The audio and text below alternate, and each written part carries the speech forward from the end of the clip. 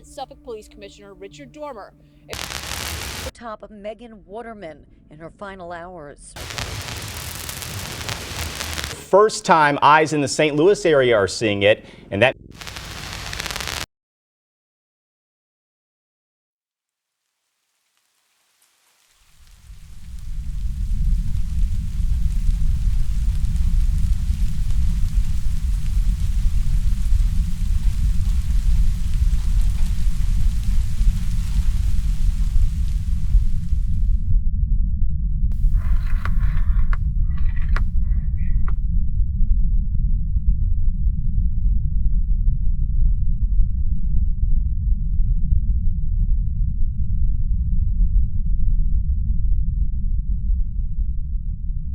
The West Mesa is a large, sandy area that resides just outside of the city of Albuquerque.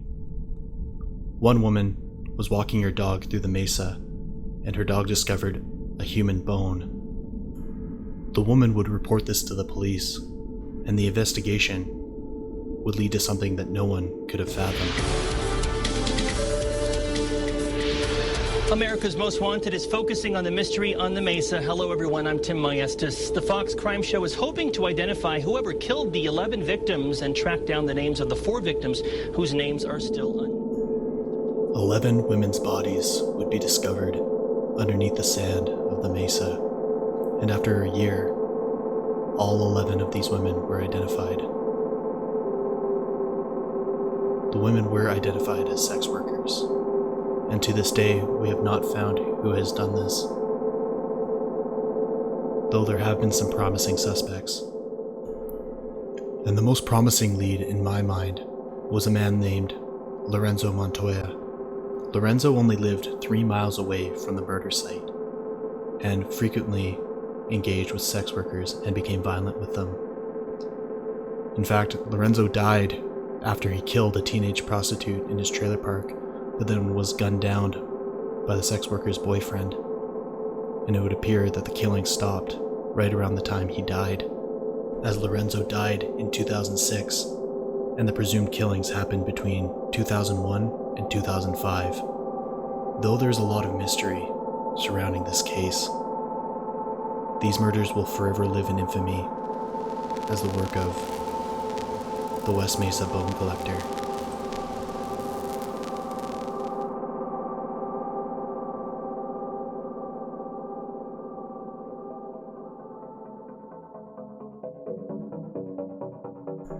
Before we move on to the next case, I just wanted to thank you for watching my video, and I would always appreciate a like, a share, and a subscribe, of course.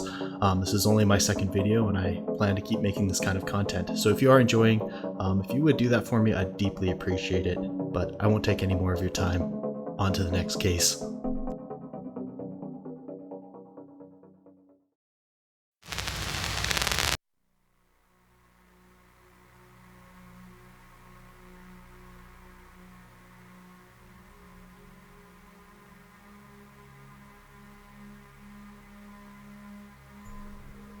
Robin Foldower, a 26-year-old manager of a Payless store, is working alone when she hears someone enter her store.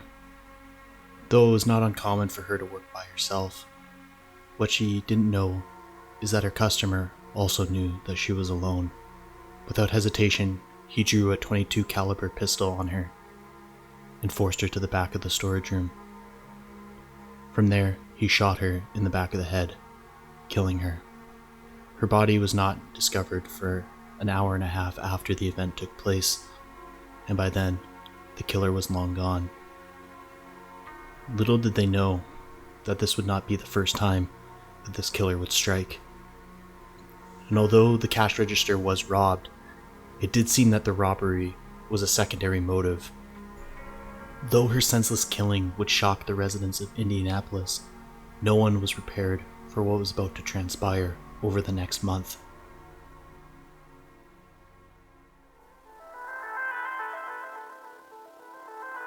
A shoe store in Indianapolis, a ceramic shop in Terre Haute, a bridal shop in Wichita, an herbal medicine store outside Kansas City, another shoe store near St. Louis. All murder scenes. Authorities in those departments Experts now believe all 6 of the murders are connected.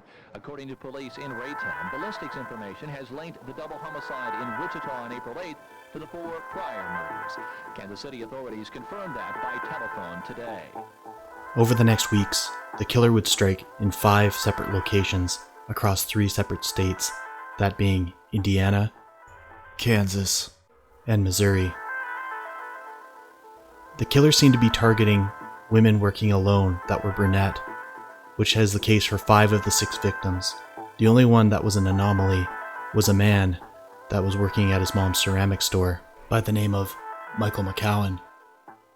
Police believe that his death might have been a mistaken identity, as he did keep his hair quite long and in a ponytail, and was shot from behind. There is a chance that the killer didn't even know that he was a man at all. What links this case together, besides the killer's modus operandi of using a handgun, taking people to the back of the store, shooting them, and then partially robbing the cash register, is that every single killing took place within only a few miles of the Midwest highway, the I-70, which would later lead to investigators naming him the I-70 Killer.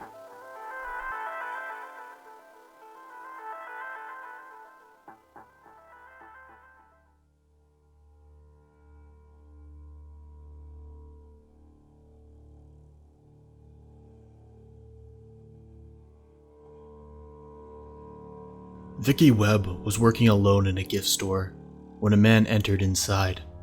The man had an unsettling demeanor as he was pacing around and checking the windows. Despite feeling uneasy around him, she didn't think it was a cause for alarm. The man asked to buy some picture frames, and as she turned to retrieve the frames, she heard a loud bang and realized she was falling to the floor. Despite being shot in the head, the bullet ricocheted and lodged into the vertebrae of her neck, stopping the bullet and saving her life. As she laid on the floor, she recalled the man placing the gun once again to her head and pulling the trigger. She would hear a click as the gun did not fire. She then described how the man laughed to himself before leaving her to die.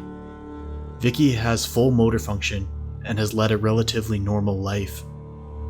Vicky's description of the man also fits the eyewitness depiction of the I-70 killer, as he is described as a short, skinny man with reddish blonde hair. Though Vicky was lucky to be alive, the police soon connected this case with 2 murders at stores in Arlington and Fort Worth, Texas, only weeks earlier. Though it has not been confirmed, investigators are confident that they are dealing with the same killer, and police are diligently working to capture this lunatic and bring him to justice.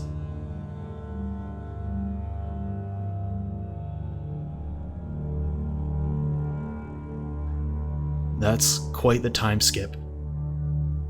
And despite all their efforts, police seem nowhere closer to discovering the identity of the I-70 killer at this point.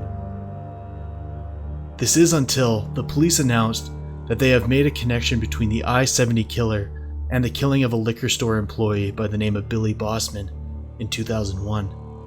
The MO of this killer and the I-70 killer is very similar in that he brought Billy to the back of the store before killing him, execution style, in the back of the head. It was also noted that the killing of Billy Bossman, though 9 years apart, happened only 7 blocks from where Michael McCowan was shot and murdered. The killer also matches the description of the killer that was provided way back in 1992. The one thing that separates this murder from every other murder that this criminal has committed is that this one was actually captured on security tape.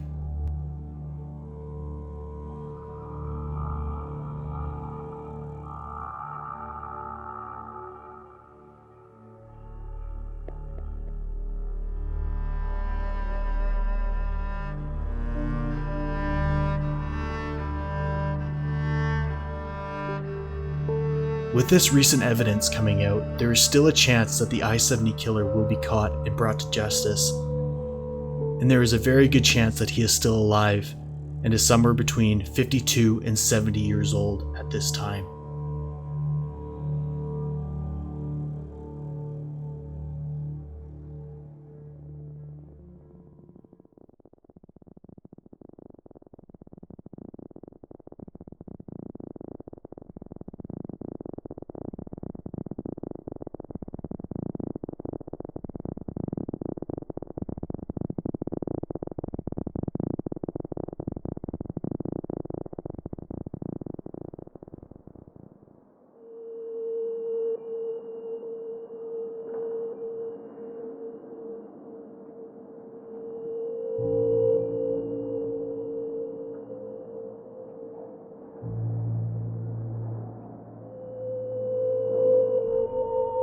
the early hours of May 1st, an escort by the name of Shannon Gilbert is meeting a client in Oak Beach in Suffolk County, Long Island. At 5 a.m., police receive a frantic 23-minute phone call filled with incoherent hysteria and screams saying, "They are trying to kill me." Shannon then began pounding on neighbors' front doors and then disappeared into the night. Not much was done when Shannon disappeared, as she was not reported missing for a month after this event, and the Suffolk County Police seemed very uninterested in pursuing a missing escort. Eventually, they conducted a search with cadaver dogs but did not turn anything up in Oak Beach. The police revived their efforts a few months later in December, and this time they made a discovery. The dogs picked up a scent which led them to a dead body, and it looked like Shannon's body was finally found. Except this was not Shannon's body, but the body of another escort named Melissa Bartholomew, who was reported missing the year before. And while searching the scene for more evidence, the police discovered another body, and another body, and another body. 4 women's bodies in total were discovered, and these women would be called the Gilgo 4, as they were all discovered near a roadway behind Gilgo Beach, Long Island. This shocking revelation made police soon realize that they were dealing with a serial killer, and a very good chance that he was still active. And this particular killer would become known as the Long Island serial killer. It was also discovered that the women advertised their services on Craigslist, which police believed was how they got in touch with the killer. And still no sign of Shannon Gilbert. As her search continued, more bodies would turn up, including the partial remains of Jessica Taylor, who also had partial remains found in 2003 near Manorville, an unidentified Asian man, and a 2 to 4-year-old unidentified toddler, and another woman named Valerie Mack, who was only just identified in 2020 and has been missing since the year 2000. In April of 2011, police discovered the remains of an unidentified Jane Doe in a burlap sack that DNA matched to 2 severed legs that were found in a rubber container at Fire Island in 1996, confirming that the killer has been active for well over a decade. Finally, 19 months after she was reported missing, and only a half-mile from where she was last seen, Shannon Gilbert's body would be found in a marsh near Oak Beach. Her body would quickly become the source of controversy, as her cause of death was officially ruled as accidental. Aside from Shannon Gilbert, the number of bodies that this killer has claimed is at least 10.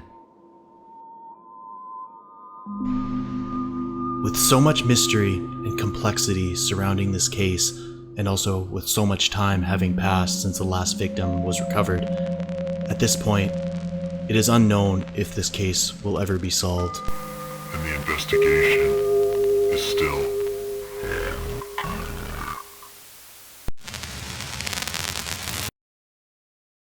I may have spoke a little bit too soon.